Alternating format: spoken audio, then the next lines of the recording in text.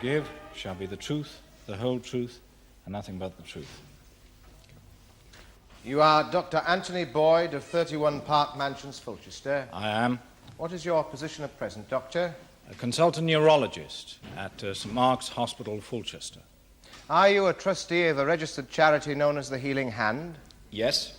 The only other trustee being the accused, the Reverend Francis King. Reverend Francis King, yes. The Reverend King is accused of theft from the Healing Hand. It is alleged he took sums from the charity amounting to £4,650 between April 1973 and April 1974. When was the Healing Hand founded? It was registered as a charity in July 1969. With what object? The setting up of homes for the medical and nursing care of chronic conditions. My lord, the precise objective of the Healing Hand is a major area of dispute. Quite so, Mr. Honeycomb. Your personal intention, Dr. Boyde, was that the home should provide nursing and medical care for the chronically ill.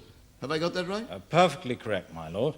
And that was what was agreed, not his faith healing. Thank you, Dr. Boyde. Chronically ill. Can you define chronic for us, Doctor? Oh, it simply means that the illnesses persist over a long period of time. The intention was to provide residential care for the more severe cases of multiple sclerosis and other disabling diseases. You left the country in March 1973. To take up a research appointment in America, yes. Returning when? It was a year's appointment. What did you find when you visited the Healing Hand on your return? Well, that hypocrite had been lining his pockets with the charity's money. Dr. Boyde, it is the purpose of this trial to find whether this is proved. You must not make that kind of remark in this court. I do apologize, my lord, but Reverend King is someone who does arouse the strongest feelings in some people. Yes, Mr. O'Connor. In what state did you find the accounts when you returned? Oh, an appalling state. The books had been neglected. It was almost impossible to find out what had been going on, but there was one set of records which was quite clear. The bank account. Cash and securities had been taken from it, amounting to £24,650. Do you know who'd taken this money? Well, King, of course. Mr. O'Connor, Mr. King's not charged with stealing £24,650? No, my lord. £20,000 was used to purchase a house at Oaks Green. Wrongly, according to the prosecution, but this amount is recoverable. However, the £4,650 is irrecoverable. Thank you, Mr. O'Connor. Now, did you speak with the accused about this substantial sum of apparently missing money? Oh, yes. What did he say when you asked him about the missing money? I've spent it. King answered like that? Yes. It being the £4,650? Yes, my lord. He said, I'm afraid you'll find things in rather a mess, but I have got all the receipts somewhere, pulling bits of paper out of his pocket. And did he have all the receipts somewhere? No. May the witness be shown Exhibit 1, please. Thank you. Now, is this a copy of the list that you eventually drew up? Yes, this is the list. Minibus, £1,200. Fee for architect, £500. Housekeeper, £1,200. Petrol repairs, etc. for minibus, £650. No complete receipts. Chapel furnishings, tapestries, cross, etc. Again, no complete receipts. £700. Other running expenses, £400. No receipts whatsoever. Total £4,650. Dr. Boyde, did you agree to any of this expenditure? No, I did not. Mr. O'Connor, this minibus, isn't that partly recoverable? It was involved in an accident, my lord, and has been written off. And the insurance? It was not insured, my lord. Are these expenditures all connected with the house at Oaks Green? Yes.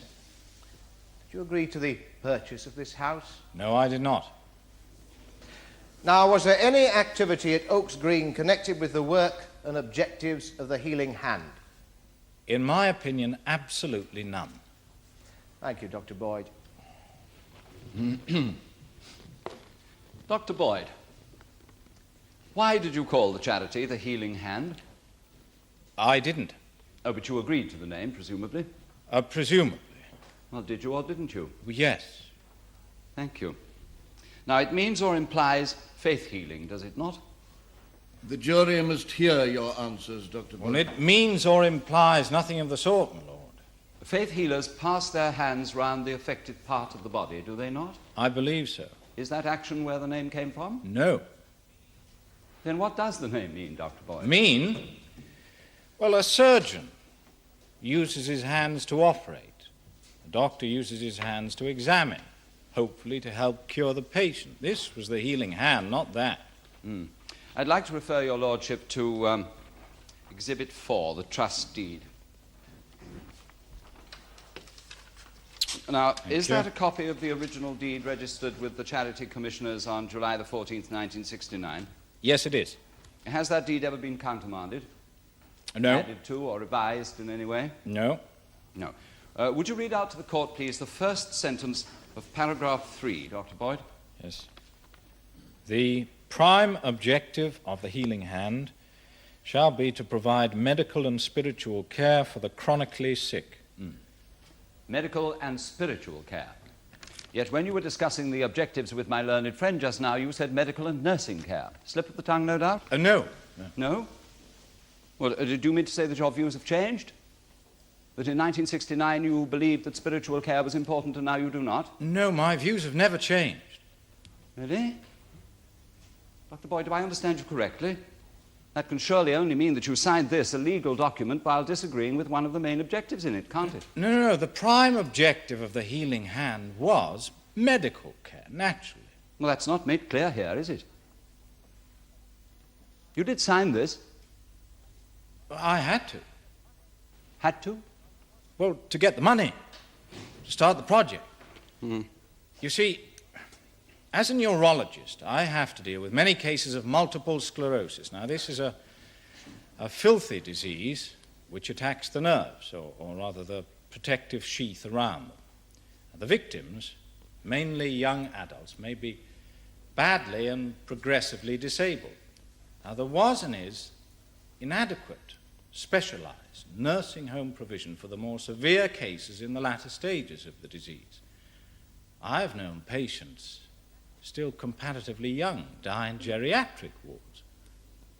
Well, then in 1968, I had a golden opportunity. I met a Harry Wyatt, who was a trustee of the Jordan Foundation. Now, this is a trust with an enormous amount of money just sitting there doing nothing.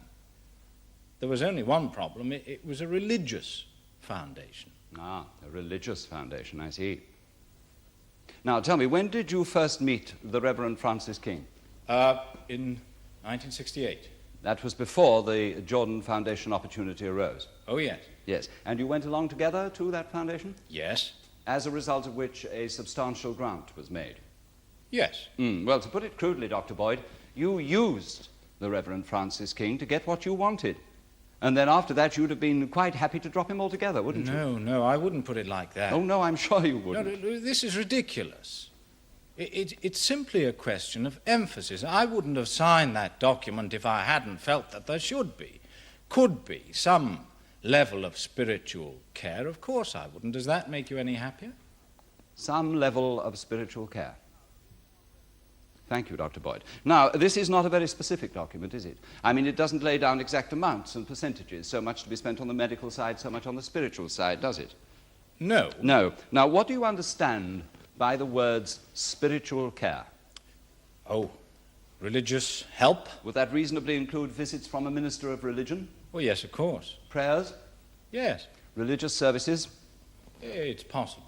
Healing services? Oh, no, definitely not. No, well, this document doesn't exclude them, does it? No, we had agreed to exclude them. Oh, had you really? When was that? Well, when we got the Jordan money. I can't remember the exact date. No? Well, let me help you. Was it April the 1st, 1969, at the Great Western Hotel, Fulchester? April Fool's Day, yes, it was. What happened on that day, please? Well, we had lunch with the active trustee of the Jordan Foundation. They just then agreed to give us the £90,000 capital grant, together with further sums to cover running expenses for 3 years. You made written submissions to the foundations for this money? Oh, yes, of course, quite a number. Yes. Is this a copy of one of them? Exhibit 5, my lord.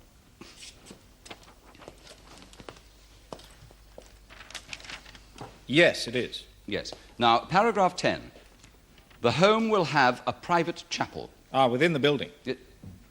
It doesn't say that. No, but this is what we had discussed. A room within the home where he could, well, fiddle about to his heart's content. Was there a witness to this discussion? No, Wyatt had already gone home. Was it an amicable discussion? Oh, yes, yes. You were good friends then? Friends. I didn't know him then quite as well as I do now. No. Where did you have this discussion? In the bar. We had a few drinks. We were elated at the ground. Yes, and then? We went home. Oh, nothing else happened of note? No. Dr. Boyde, do you suffer from a bad back? Slip disc? Did you knock a glass from the bar, jump to get it, and injure your back? And did the Reverend Francis King cure it? Again. Well, I was in a very euphoric mood. Dropped my glass, dived for it, felt something go in my back. Well, naturally, the descent from extreme euphoria to acute anxiety probably exaggerated the pain out of all proportion. Well, he's a very soothing chap to have around in a situation like that. I wouldn't deny that for a moment. He passed his hands round your back? Yes, yes. And the pain went, did it? And did you say, that's a miracle? If it's at all relevant, I say that's a bloody miracle. In the same way that I might say to you, you're a bloody genius. Thank you. Now, before you went to America, what was Mr. King's role at the home exactly? Well, he used to come in several times a week, potted about, chatted to people. Did he practice faith healing? No. No? Well, not officially. It was definitely never within the stated policy of the home. Before I went to the States, I regarded him as a frequent visitor who could boost people's morale. He was quite helpful at that stage. Quite helpful. So helpful, in fact, that in March 1973, one of the residents, Gerald Brady, claimed that Mr. King had cured him. He claimed that, yes. Well, didn't that upset you? No. He was having a normal remission of symptoms. Ah, yes, but the claim that he made. Didn't the claim upset you? If faith healing was against the policy of the home? No, I couldn't stop it if someone wanted to have their hands held and prayers said over them. It would have been quite wrong of me to stop it. It would have been an interference with that individual's freedom. You see, you really must understand that multiple sclerosis, which Gerald Brady and a lot of our first patients suffered from, is incurable, but there are remissions. The symptoms, muscular weakness, impairment of eyesight, may be reduced, perhaps for 2 months, perhaps for 30 years. Now, this is normal. Now, this makes it, as a disease, a faith healer's paradise, because on the one hand, everybody knows that there's very little that doctors can do, but half of those who get it can expect some remission of symptoms. Now, when that happens, the last person who touched them can claim the credit for it. So you knew that that kind of work was going on? Yes, but it was essentially private work. It was something between King and the resident. It was nothing to do with the home. Before you left for America, did you have a meeting with Mr. King? Yes, at Market Cross, the nursing home, on March the... may I use my diary, my lord? Thank you. March the... yes, 30th of March, 73. Were any other people present? Not initially. No, it was a trustees' meeting, just the two of us. And then later on, Miss Fanshawe, the matron of the nursing home, joined us. Yes, well, now let's take the first part of that meeting, shall we? You and Mr. King alone. What did you discuss? Policy during my absence. It was to be a holding year. Expenditure was to be kept to a minimum. Nothing major came up. No, not the house? Oh, no. Not Oaks Green? No? Are you sure? Yes, I'm sure. Why do you hesitate? Because it was discussed round that time, but not at that meeting. I'm positive about that. Oh? Had you seen the house then? Oh, yes. Yes. Had you considered buying it? Considered. We went around it. We were thinking in terms of a second home because the first one had been so successful. But I felt that it was, well, quite unsuitable for conversion and that the price was ridiculous. Yes. Now, what price was it in 1972? 26,000. 26,000. So it would have been a bargain then at 20. It was too small. It was quite unsuitable. The only thing it was suitable for was what he eventually turned it into. A sort of Fulchester Lourdes with cures at £5 a time. God knows what, trinkets on the side. Yeah. Did Mr. King put up a scheme for buying it at the March 30th meeting? No. Did you say that the price rendered such a scheme unfeasible? My lord, since no such scheme has been admitted by the witness, how can he be questioned on its economic feasibility? Quite so, Mr. O'Connor. My lord. Now, look at these, please. Will you? Exhibit 7, my lord. The cheques. The cheques by which the £4,650 was withdrawn. Now, these are signed by Mr. King, and they're countersigned by a J.W. Morgan. Can you explain that to the jury, please? Yes. Before I went to the States, I executed a power of attorney in favour of a colleague of mine, John Morgan. He was to act on my behalf while I was away. Morgan was your senior consultant at St. Mark's Hospital. Yes. And he authorised all these expenditures. That's easy to explain. Is it? Well, King can be very convincing. Can he? Well, he went along with the cheques when John Morgan was a very ill man. The poor man didn't know what he was signing. Dr. Boyde, your opinion of Mr. Morgan's judgment at that time is not admissible. Members of the jury, you will disregard that statement. Mr. Morgan, is he dead? Yes, unfortunately he is, my lord. Now, you're an ambitious man, Dr. Boyde. I suppose so, yes. You were a consultant at 34. That's pretty good going, isn't it? Not bad. And are you in line for Mr. Morgan's old post, that of senior consultant, which is still vacant?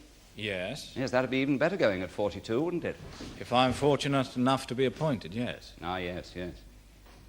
Now, is one of the members of the hospital committee advising on this appointment a Dr. Melvin Squires?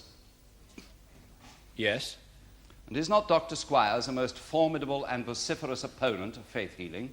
Is he? Oh, come, Dr. Boyde. You can hardly tell me you've overlooked the correspondence which he initiated in the British Medical Journal. Oh, yes. He's made it quite plain. Did he make his views plain to you personally? Oh, really, my lord? What sort of question's that? Oh, my lord, I'm perfectly happy to leave this matter for the moment. Very well. Now, how many times did you visit the Healing Hand in 1972? That's the year before you went to America. Can't remember. Well, fortunately, you don't have to. Miss Fanshawe, matron of the home, kept excellent records. They show that you visited the home 4 times in 1 year. Oh, it was more than that. Oh, are the records wrong then? Well, I kept in touch frequently, by letter, by phone. I'm an extremely busy man. Of course you are, Dr. Boyde, of course you are. You're a member of a number of medical committees, aren't you? Yes. Yes, and as well as your hospital consultancy, you have an extensive private practice? I have some private patients. A lot of irons in the fire, haven't you? I can cope. How long were you in America? A year? March the 1st, 1973 to the end of April 1974. That's 14 months, isn't it?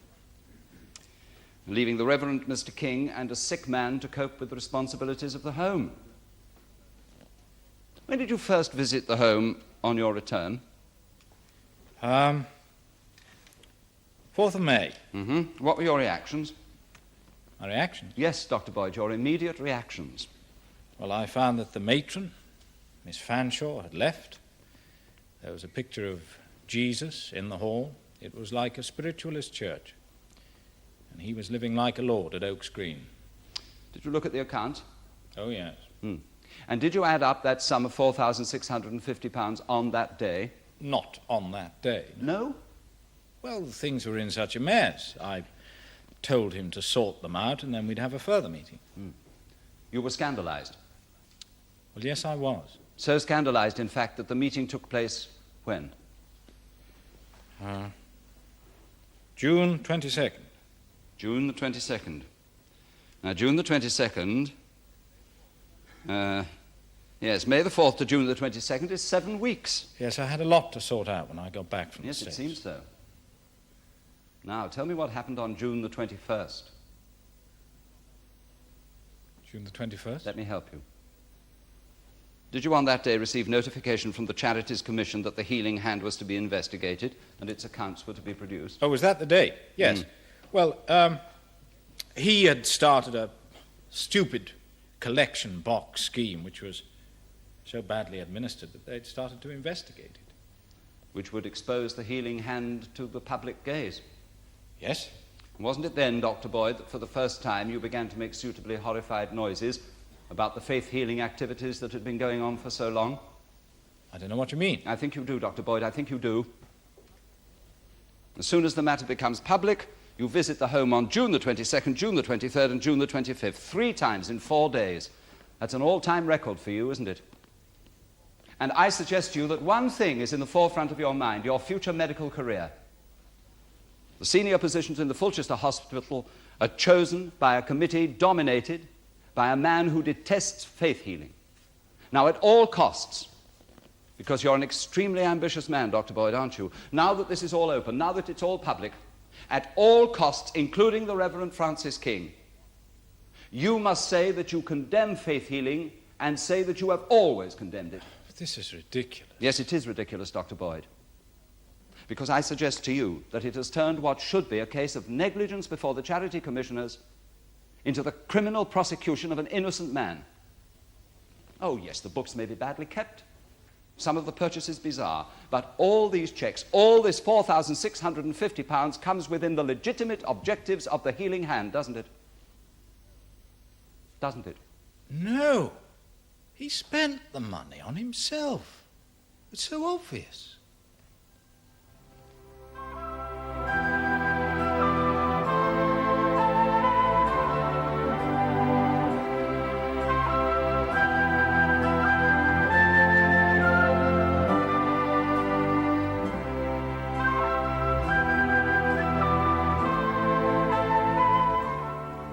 The case of the Queen against King will be resumed tomorrow in the Crown Court.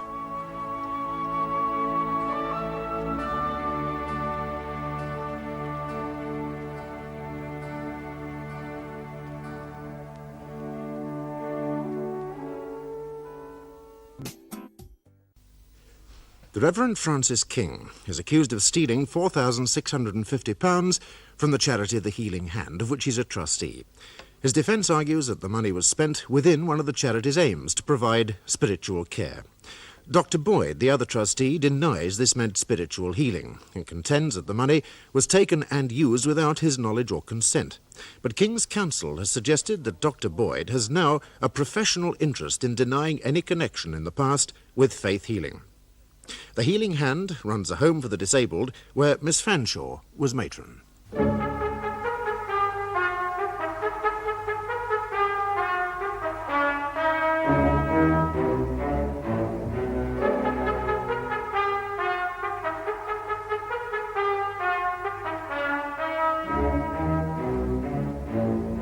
I shall give shall be the truth, the whole truth, and nothing but the truth. Miss Fanshawe, you were matron of the Healing Hands home at Market Cross from 1970, when it was established, until March 1974. Yes. You are an SRN and have held responsible positions in various hospitals. Yes.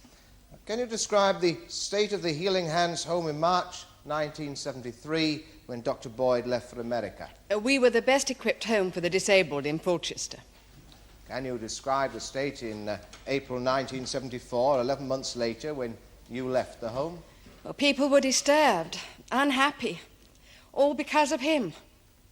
What happened to create this unhappy situation? He more or less moved in. He began to do more of his faith healing. He's a very cunning man. He put some of the residents against us. Now, this house at Oaks Green, the house where Mr. King lives, did it come up in conversation that you had with Dr. Boyde and Mr. King after their meeting on March the 30th, 1973? I can't remember whether it was talked about then or not. It had become a joke. A joke? He said the Lord had instructed him to buy it. The Lord? I believe the witness means God, my lord. Do you? Yes, my lord. Dr. Boyde was against the purchase of it, then? Oh, yes. He said if the Lord wanted it, perhaps the Lord would provide the money. What were your reactions when Mr. King did buy it? Well, I was puzzled, worried. But I was not a trustee. He told me that the price dropping from £26,000 to £20,000 altered everything, and he'd informed Dr. Boyde. Informed him? How? He said he'd cabled him. And you believed him? Well, of course I did. I'd no idea what was going to happen. What did happen, Miss Fanshawe? He furnished part of Oaks Green and began to live there. He bought the minibus, mostly for himself, though he did take some of the residents over to his home for what he called healing services, completely disrupting our routine. If Mr. King had been planning to turn Oaks Green into a nursing home, shouldn't you have been consulted? Well, yes. Mr. King has no idea at all of the requirements of a nursing home. Housekeeper, £1,200. Did she benefit the residents? No, she looked after him. £400 running expenses. Have you any idea what these expenses No, were? none at all. Now, you resigned from the Healing Hand and left at the beginning of April 1974. What made you do that? He was claiming cures. People would suddenly arrive at the home without an appointment and ask to be cured of arthritis, cancer, boils, anything. The whole system was disrupted. Then one day the police came. He'd started a silly collection box scheme. And although we were registered as a charity, he hadn't told the local police, which you must do. And what did the police do? Oh, he handled them. But it upset me having the police there on top of everything else. I went to see Mr. Morgan. Oh, yes, the man that Dr. Boyde appointed to have power of attorney whilst he was in America. Yes. Well, he was ill. Cancer. I couldn't seem to get through to him. Did he make any comment? My lord, this conversation must be hearsay evidence and therefore inadmissible. Yes, Mr. Honeycomb. Mr. O'Connor, confine yourself to asking what happened and not what was said in the defendant's absence. Yes, my lord. How was Mr. Morgan? I mean, did he appear normal to you? No, he was strange. He was refusing drugs. Well, Mr. King had got at him. He was visiting him regularly. And Mr. Morgan seemed to be... Well, I don't know how to describe it. Under his influence. When you left Mr. Morgan, what did you do? Well, I put in my resignation, and then I wrote to the charity commissioners. Thank you, Miss Fanshawe. Remain where you are, please. Miss Fanshawe, do you believe in God? I'm Church of England. Well, the Church of England believes in God, doesn't it? Yes. I believe, not strongly. I mean, I'm not a fanatic. No, you're a Christian, but not a practicing Christian. Would it be fair to say that? Yes. But there are still some Christians amongst us who practice their strong beliefs, aren't there? Yes. But if a man says, the Lord has instructed me to buy this house, that's a joke, is it? I mean, it was a joke, Oaks Green, you said. Well, only because he was on about it all the time. Joke between you and Dr. Boyde. Yes. But not to Mr. King. He wanted it for himself, not God. I'm sorry, but he did. Well, let's have a look at some of this allegedly stolen money, shall we? Now, this payment of £1,200 to the housekeeper at Oaks Green, Mrs. Lloyd. Mrs. Lloyd is a retired lady, isn't she? Yes. Do you know what her occupation was before she retired? Yes. Mm-hmm. But she was a nurse. But she spent her time cleaning up and cooking for him. Did she also look after the residents from Market Cross when they came over in the minibus? Yes, but that wasn't very often. Wasn't it? No. Why was that? Was it because you wouldn't give permission? It was because he was always at Market Cross interfering, poking his nose into everything. Well, as a trustee, didn't he have the right to do that? Well, not the way he went about things. I mean, it wasn't your way. He had no idea how to deal with sick people. He would encourage people to get up and walk who had no hope of ever doing so. He raised expectations where there were none. It was cruel. It was wrong. It upset the whole system. Miss Fanshawe, in your testimony to me and to my colleague, you have used the word system several times. Now, I'm implying no criticism when I say that you are a very systematic, a very ordered kind of person, aren't you? Well, yes. Yes, indeed, it's a quality required in and fostered by your profession, isn't it? Yes. Market Cross had a high standard of nursing, was clean, well-equipped, and had an orderly routine before Dr. Boyde went away. Yes. Now, into all this order walks the Reverend Francis King, putting up religious paintings, laying his hands on patients, uttering healing prayers and so forth. It disturbed the whole routine, didn't it? Yes. But in doing that, he wasn't taking anything from the residents, was he? I mean, wasn't he rather trying to give them something? Yes. Mumbo jumbo. Yes, to you, to your systematic mind. But wasn't his intention to give? He gave them nothing. He upset them. Wasn't it rather that he upset you? Now, in August 1973, most of your residents had multiple sclerosis, is that right? 8 of them. Did Mr. King hold a healing service for them at Oaks Green on August the 20th? Tea on his back lawn. You weren't there, were you? No, but neither were you, so how do you know it was a service? Oh, I'm sorry. He took the party in the minibus? Yes. The minibus was at the disposal of the home, wasn't it? No, he treated it as his car. Well, why didn't he buy a car? Now, Miss Fanshawe, Dr. Boyde says that there's little that doctors can do about multiple sclerosis. Do you agree with him? Well, that's true for the moment. Drugs can relieve symptoms. Dieting may help. Yes, and faith healing? Faith healing is cruel. It makes them hope. Hope is bad, is it? Yes. Or when you see someone who can scarcely see, who prays, who is given hope, who wakes up in the morning and opens her eyes and prays and wakes up the next morning,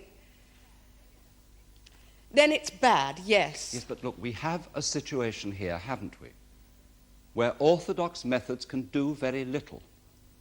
Now, the trust deed allows for money to be spent on spiritual care. No. No? Have you read the trust deed? Now, yes. But when I talked over the job with Dr. Boyde and Mr. King, the idea was an orthodox nursing home. I wouldn't have accepted the job otherwise. You're very loyal to Dr. Boyde, aren't you? He's a first-rate doctor. Did he visit the home much? He's a very busy man. Yes. You worked on his unit at St. Mark's Hospital, didn't you? Yes, I was ward sister. For how long? 6 years. You've got to know him very well in that period? We had a good professional relationship. Yes, yes. I'm not implying anything else, Miss Fanshawe. Now, he had a high opinion of you? Well, I suppose so, yes. And you thought so highly of him that you agreed to take on a job which you heartily disliked? That's not true. Ah, well, that you didn't particularly like them. It's true I prefer to work in big hospitals. But somebody had to do the job. Dr. Boyde persuaded me. I think I did a good job, as well as I possibly could. I'm sure you did. But you did it rather as a duty. Yes, I suppose so. For Dr. Boyde. And then he left for America, where he stayed for 14 months instead of 12. You see, something puzzles me, Miss Fanshawe. While all this was going on, the purchase of Oaks Green, the alleged thefts flowing from that purchase, the sinister influencing of a sick trustee, you never once did anything to get in touch with Dr. Boyde about this. Now, why? He was in America. Yes, but if it all became as serious as you say, wasn't it your duty to get in touch with him? I mean, he was still a trustee. Wasn't it your duty? Yes. The jury cannot hear you, Miss Fanshawe. I'm sorry. Yes. You did nothing about it? Yes. Do you mean yes, you did write to him? Yes. Were you in correspondence with him all the time he was away? At long intervals, 2, 3 months. He hasn't much time for personal You things. told him about the purchase of Oaks Green? Yes. Did he reply? Yes, he sent a card. Postcard? Yes, saying he was writing to Mr. King and Mr. Morgan. Did he do so? Well, I don't know. Now, your visit to Mr. Morgan was, when? Just before Christmas, 1973. Did you write to Dr. Boyde after that? Yes. Did he reply? He sent another postcard. Keep going, back beginning February. Yes, but he didn't, in fact, get back until the end of April, 2 months later. You felt let down, left in the lurch, didn't you? Is that really why you left? No. One of the reasons? I left because he was I'm sorry. Mishandling charity funds. Sick people were being cheated. It was wrong, all wrong. One last question, Miss Fanshawe. Where are you working now? St. Mark's? Back on Dr. Boyde's unit? Yes. Thank you.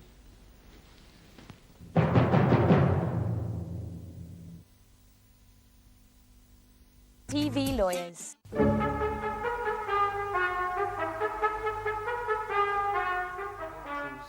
And nothing but the truth. So help me God.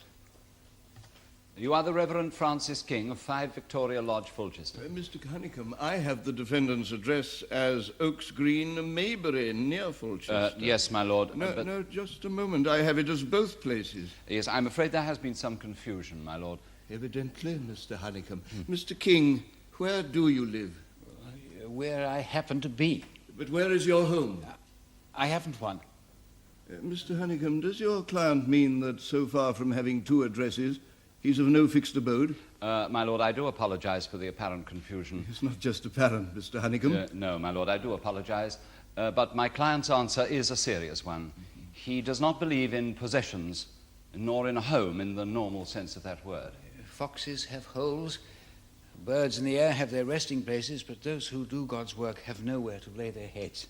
God's work presumably requires some use of the postal services. Oh, yes. Where's your postal address? 5 Victoria Lodge, Fulchester Road. Thank you. And where have you normally been sleeping during the past 2 years? Oaks Green, sir. Now can we please get on? My lord. Mr. King, when did you first meet Dr. Boyde? 1967, towards the end of my second ministry. Second? Ministry. I've had 3 distinct phases in my life when I have been called to healing. I was coming to the end of the second one. And where did you meet him? St. Mark's Hospital. I was visiting one of his patients who happened to be one of my parishioners. Apart from the illness for which Dr. Boyde was treating him, he had developed an extremely painful carbuncle in the groin. But I treated it. How? I gave him a healing service. Yes. And you cured him? Oh, no. God cured him. I was merely his instrument. Did Dr. Boyde see this? No. But he was doing a ward round shortly afterwards, and he looked at the card and he said, I'll try to give you something for your carbuncle when it's ripe. And I said, I think you'll find it's burst. It had. It was drained. He was a quick healer, as I remember. Was Dr. Boyde impressed? He said that he'd have to ask me on the staff, cut the cost of the NHS. He was speaking humorously, of course. Of course. Did you get to know him after that? Oh, yes, very well. We used to meet at the hospital occasionally. He always had a cheery word. He used to say to me, run your hands down the ward and clear this lot for me. He was being... Humorous, yes, of course. Now, when did either of you first mention the idea of the healing hand? Oh, about a year afterwards, 1968, sometime in the summer. Who brought it up? He did. And what was your reaction? Oh, I wouldn't look at it. You see, I'd lost my powers of healing. God gives, but, well, one gets tired and unworthy in so many ways until you wake up one morning and find God has taken away. And yet Dr. Boyde eventually persuaded you? Yes. Now, the court understands that the Jordan Foundation that made the initial grants to your charity is a religious foundation. Yes. So Dr. Boyde needed a clergyman. Well, now, couldn't he have found another? Not one who knew Harry Wyatt. Ah, the active trustee of the Jordan Foundation. Yes. Yes. Now, do you mean that you were the one with the important contact in that foundation? Oh, yes. You don't suppose that he would have, that Dr. Boyde, would have tolerated me for a minute otherwise, do you? Now, after the meeting with Mr. Wyatt at the Great Western Hotel, when Dr. Boyde dropped a glass from the bar, will you tell us what happened as you remember it? It was a remarkable moment. He dived for the glass and slipped a disc. How did you diagnose that? Oh, it's not uncommon. I've seen it happen before. Well, I helped him to a chair. I felt the tips of my fingers tingle. I said, "Do you mind if I pray?" And he said, "You can sing the whole hymn book over me if you like." Well, then I laid my hands on him. I felt the warmth and saw the colors for the first time in 2 years. Warmth? Colors?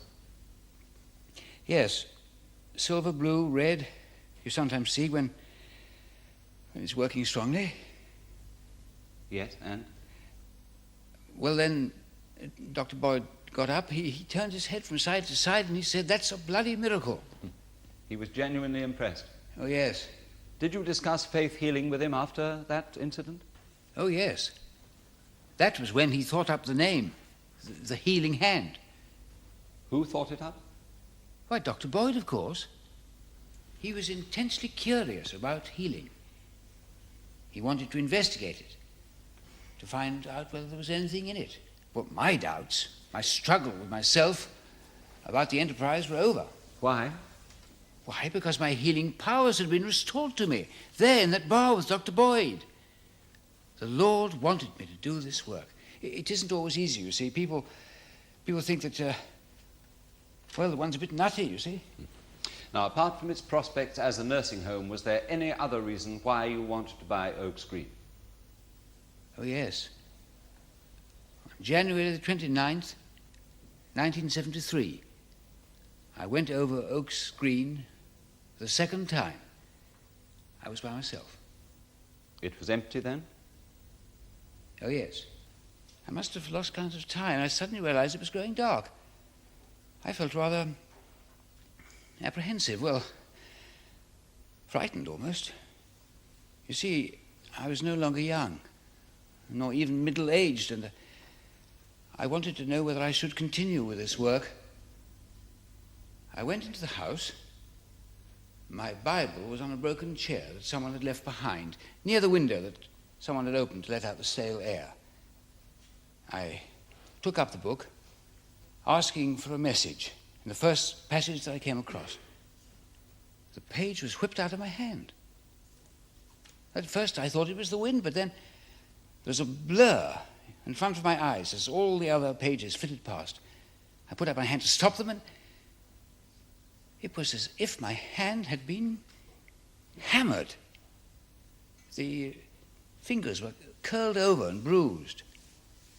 In the center of my palm appeared the head of a nail. I don't know how long the vision lasted, but when it was over, I was at peace. I knew what I must do. I knew what had led me to this house in the first place.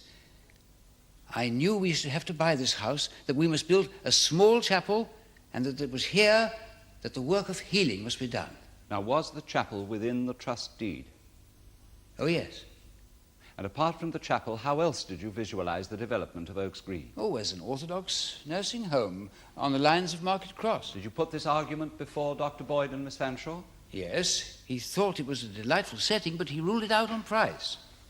Was that his sole argument against it? It was the one he put forward. I think his mind was on America. And Miss Fanshawe? Oh, no, she wouldn't look at it. Our relationship had deteriorated, I'm afraid. Healing prayers don't mix very well with tea at 4:30 and the drug round at 8 o'clock on the dot. When did you buy Oaks Green? Now, let's see. Dr. Boyde had gone to America. The price had dropped. I discussed it with Mr. Morgan, who is acting in Dr. Boyde's place. We agreed that, charity couldn't afford to miss such an opportunity. Now, in this figure of 4,650, we have £1,200 to Mrs. Lloyd, the housekeeper. Was she your housekeeper? Oh, no. No, she was rather the house's keeper. Without her, the place would have gone to rack and ruin. And I thought that an ex-nurse might be useful, you see, to the... Now, can you tell the court why you began living at Oaks Green in the first place? I found that I had come to live at Oaks Green because the work was there, without taking any conscious decision to do so. Yes. Do you live in luxury there, Mr. King? Not exactly. My room has a bed, a chair, and a table. Thank you. Mr. King, when did you retire from Holy Innocents Market Cross? Oh, 1972. Making way for the next man and moving to where? 5 Victoria Lodge, Fulchester Road. To your postal address, yes. This is what is euphemistically described as a lower ground floor flat, isn't it? It's a 2-room basement with bathroom and kitchen. Didn't it feel somewhat inadequate after a 7-room vicarage? Oh, it was better. Better? The vicarage was almost impossible to heat. Mr. King, in September 1972, you retire from a 7-room vicarage to a 2-room basement flat. Within a year, while Dr. Boyde is in America, you are ensconced in a beautiful house at Oaks Green. Now, is not the simplest explanation that you could not stand the sudden, enforced poverty of the 2-room basement flat, and taking advantage of your position as a trustee, you moved into Oaks Green? I live in 1 room there. I don't mind poverty. I don't have your values. They provide your simple explanation, not mine.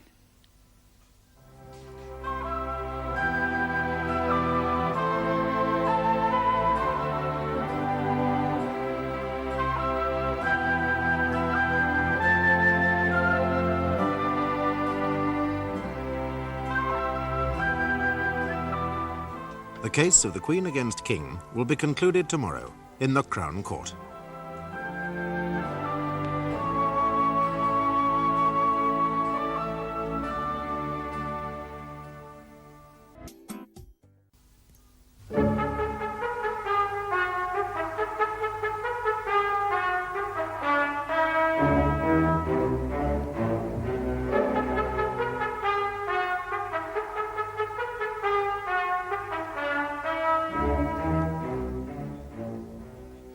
Has the Reverend Francis King stolen £4,650 from the charity Healing Hand, of which he is a trustee? Is he living in a house bought with the charity's money? Or was it his co-trustee, Dr. Boyde, who neglected the charity? Was it the prejudices of the matron Pauline Fanshawe against faith healing which blocked King's efforts to run the charity in Boyde's absence? Has he, as his defence claims, spent the money honestly and legitimately within the charity's aim of providing medical and spiritual care for the chronically ill? May the witness be shown Exhibit 4, please.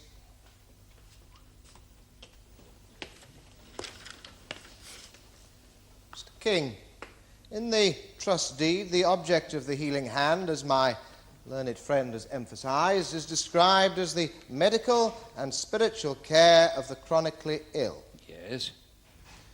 Where does it say spiritual healing? I beg your pardon? It says spiritual care, not healing, doesn't it? Ah, care means healing, you see. I'm afraid I don't see. Wouldn't an orthodox churchman regard spiritual care as care for the soul, not the body? I'm not very orthodox, you see. Yes, I've gathered that. You've no proof that your interpretation is the right one, have you? Oh, no. Dr. Boyde, in signing this, can well argue, as he does, that care for the soul was implied. Ah, no, you see, we definitely agreed that spiritual healing would be carried out eventually. And why didn't you have it written down here, in the trust deed? Well, there were 1 or 2 trustees of the Jordan Foundation, not Harry White, who might have frowned on it a little. You concealed it from him, you mean? Well, that was very dishonest of you, wasn't it? Well, yes, perhaps. But I only left something out in order to get the bequest, in exactly the same way as Dr. Boyde, in agreeing to spiritual care, put something in. Yes, very well. Suppose we accept for the moment that spiritual care implies healing. Let's have a look at the economics of this spiritual care, shall we? Let's see how you live at Oaks Green. You have your own room? Yes. Bed, table, chair, rush matting. Very hermit-like. You use the bathroom and the toilet? Occasionally. There are extensive grounds of an acre. You walk about in those? Yes, I walk about in those. Exhibit 6, please.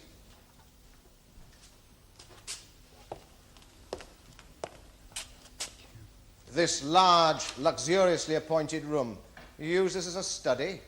This is a picture of the chapel. A chapel? With a desk in it? I do work at that desk. What work? For the Healing Hand. But it's all done at Market Cross at the nursing home, isn't it? But this is where I do my spiritual work. This is the room where I saw the nail in my palm. This is where I give special healing sessions and hold services. In these easy chairs? The disabled need easier chairs than most of us. Well then, let's take the period April 1973 to April 1974, shall we, and see how the disabled benefited from the £4,650 that you spent. Exhibit 2, Matron's Diary, please.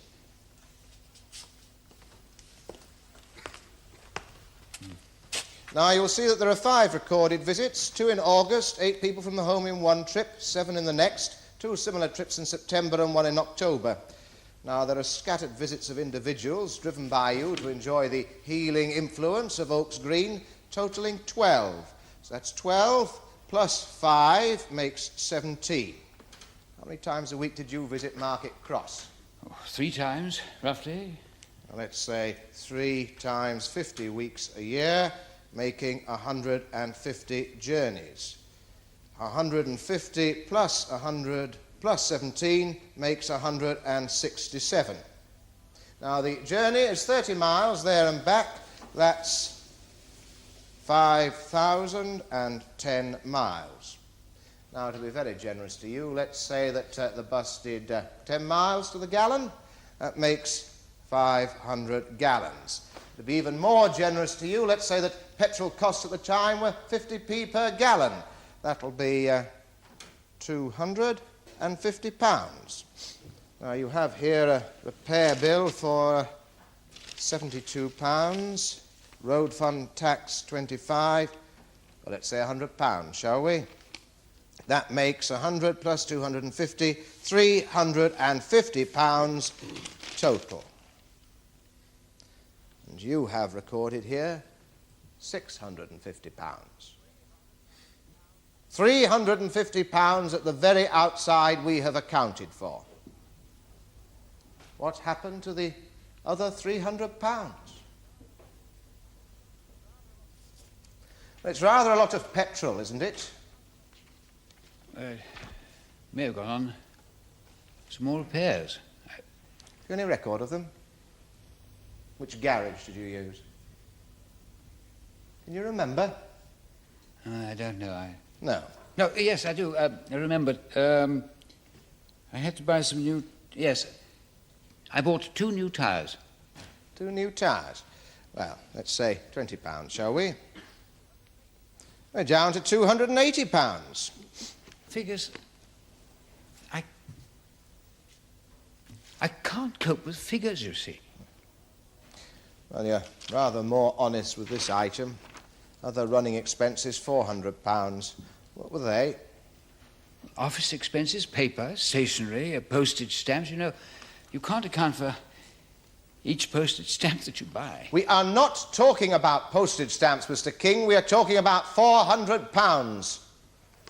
Well, things like advertisements. Exhibit 9, please.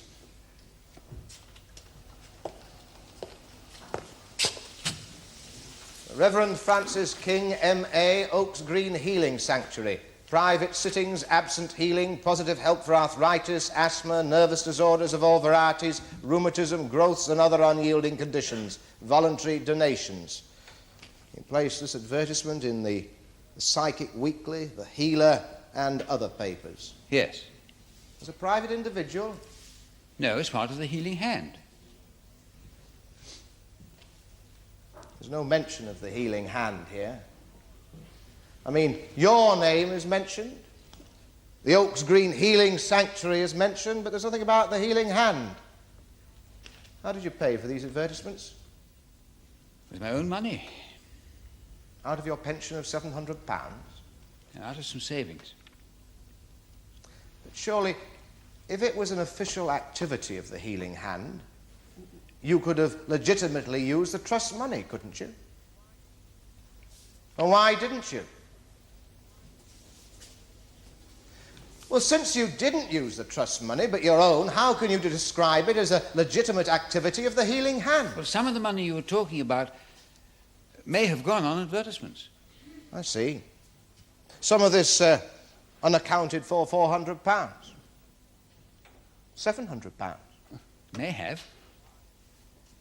Then why is there no commensurate income recorded? What? These advertisements you asked for voluntary donations. Were they so unsuccessful that they did not produce a single one? Oh, no, they produced some. Yes, well, what happened to the money then? But not a great deal. But what happened to it? I gave it all to Miss Fanshawe. You did what? I gave it to Miss Fanshawe. It was just before Christmas, 1974. I went to see Miss Fanshawe. She was very worried about how the funds were being used. And I begged her to take over the accounts. You begged her? Yes.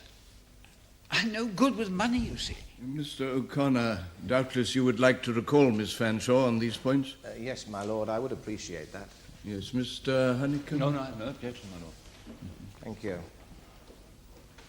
Now, your visits to Mr. Morgan, the trustee appointed in Dr. Boyde's place. They're very frequent, weren't they? Several times a week? Sometimes twice a day. Yes, to sign these cheques that we've referred to. Yes, that was one of the things. Yes, a lot of journeys, weren't there, just to sign these cheques?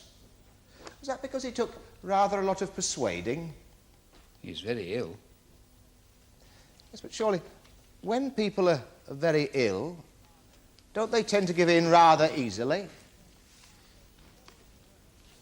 All these expenditures that on this list, all these cheques.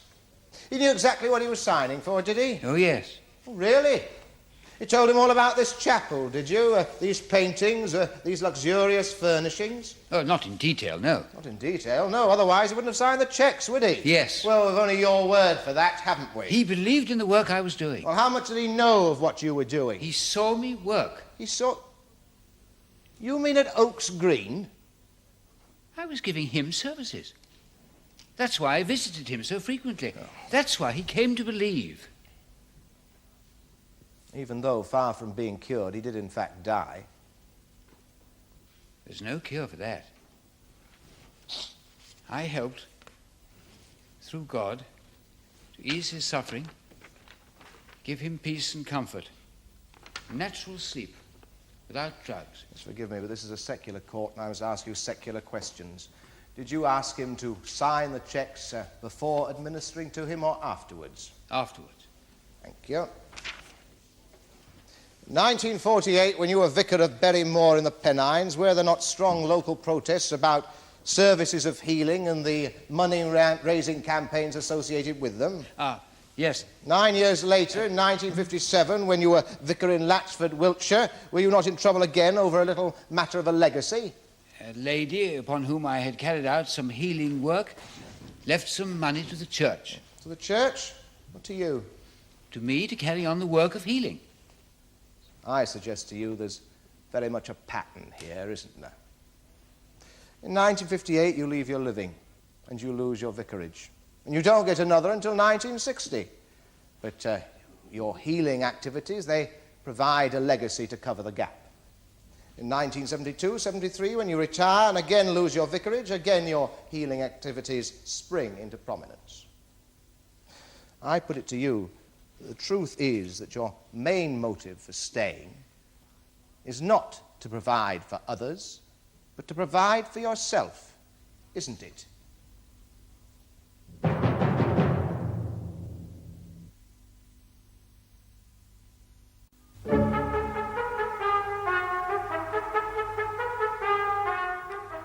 Now, Mr. Morgan, the replacement trustee, he was impressed by what you could do for him? He was in a lot of pain. I was able to ease that for him. Now, Miss Fanshawe has in fact testified that he had refused drugs. Yes, he did. He was on morphine. That clogs the mind, the spirit. You saw him when he was on drugs? Yes. How did his state of mind on drugs compare with his state of mind after your treatment? Well, in the one he was, well, drugged, wandering. In the other he was tired but peaceful. He knew where he was. And that was when he signed the checks? Yes. Thank you. No further questions, my lord. Miss Fanshawe, in Christmas 1974, did Mr. King beg you to take over the accounts? Oh, it was just one of his red herrings. Do you remember... Just one moment, Mr. O'Connor. What do you mean, Miss Fanshawe, one of his red herrings? Well, when he knew I'd been to see Mr. Morgan, he was most concerned. Well, he wanted to involve me, you see, so I couldn't say anything. Miss Fanshawe, this is your interpretation of something which you have denied happening. Did Mr. King ask, indeed beg you to take over the accounts? He was trying Now, to... answer the question, Miss Fanshawe. This is most important. Yes, he did. Yes, thank you. Why didn't you take them over? They were in such a mess. Everything was in a mess. I was frightened. Frightened? He draws people into things, and it was all such a mess. Well, why should I be blamed for it all? No more questions, my lord. No questions, my lord. You may leave the witness box, Miss Fanshawe. Call Gerald Brady. Gerald Brady, please. This way, sir.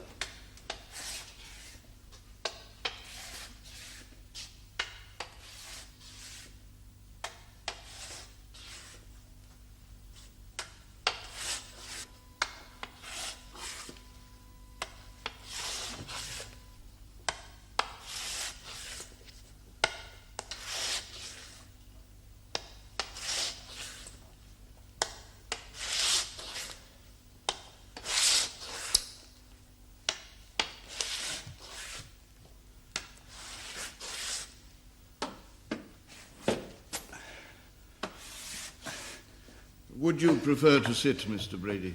No, sir. Thank you, sir.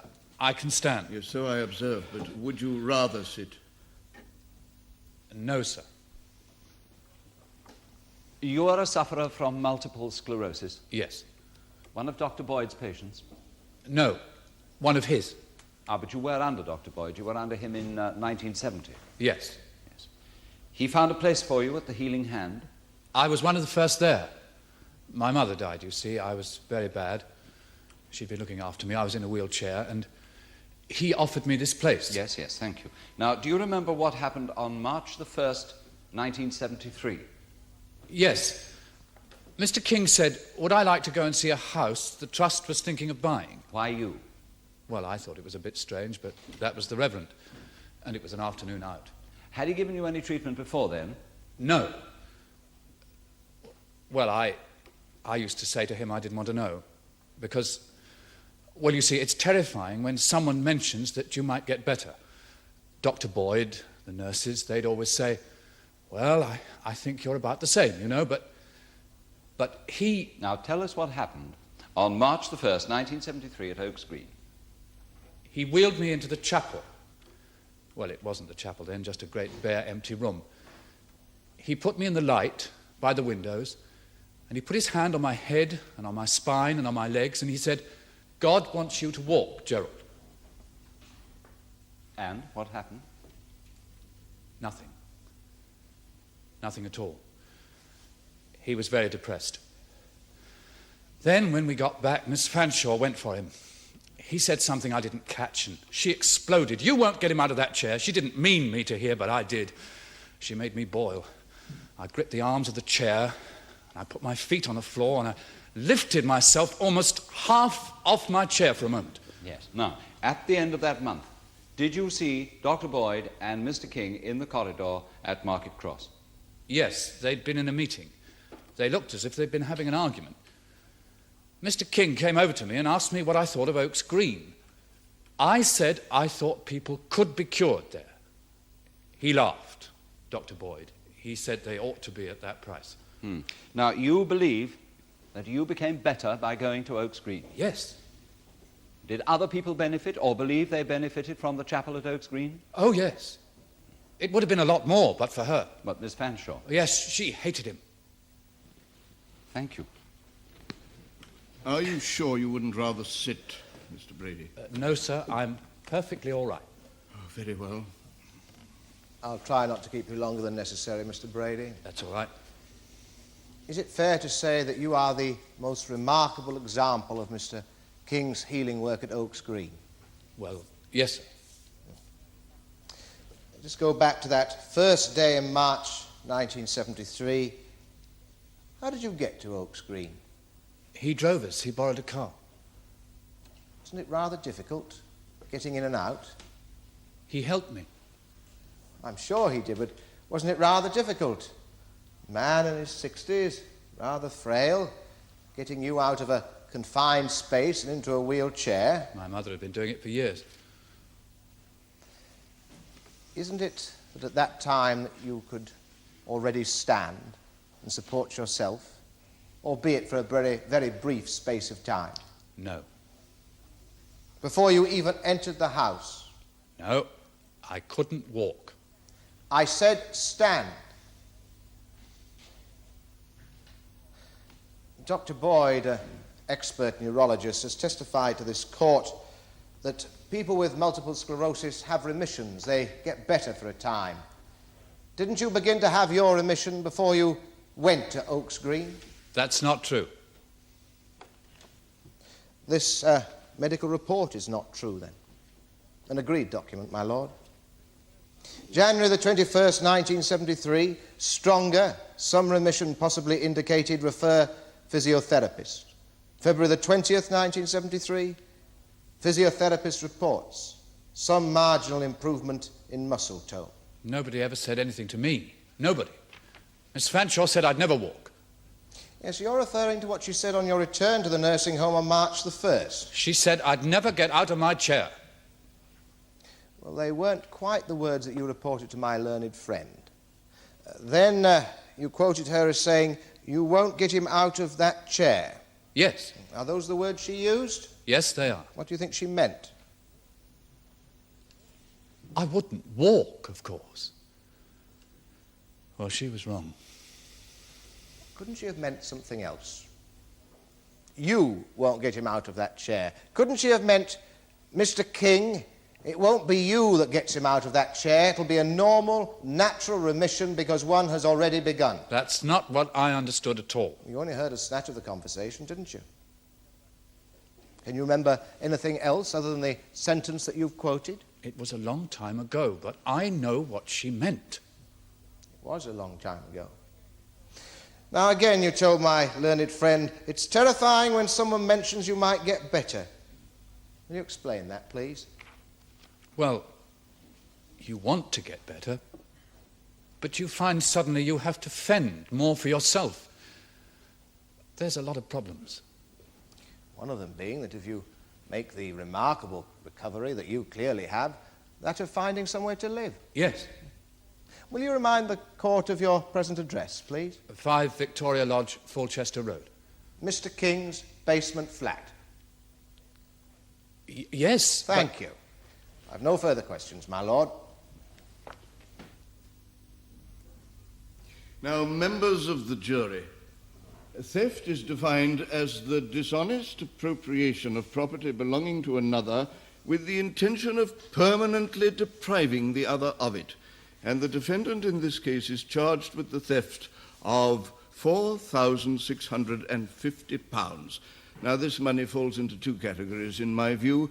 First, there is £3,950, which has been accounted for on petrol furnishings, etc., and £700, which has not.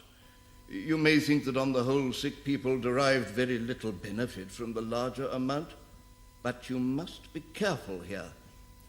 Now, was Mr. King genuinely trying to build up an asset for the charity in the future? And was he frustrated in this work by Miss Fanshawe, and latterly by Dr. Boyde? On the second amount of £700, you must simply decide, is Mr. King a rank bad businessman, hopeless with money, as the defense claims, or is he hiding behind that facade in order to dip his hand into the till? This is the final question that you must put to yourselves, and I now ask you to retire and consider your verdict. All stand.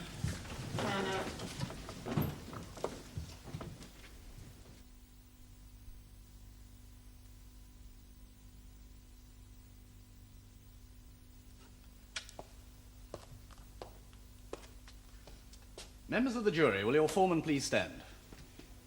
Just answer this question, yes or no. Have you reached a verdict on which you're all agreed? Yes. Do you find the defendant, the Reverend Francis King, guilty or not guilty of the offence with which he's charged? Guilty.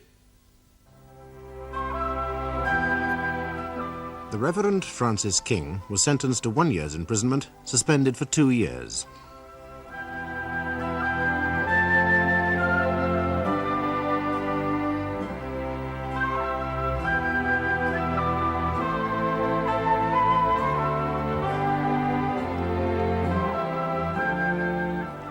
You can join another jury when our cameras return to watch a leading case in the Crown Court.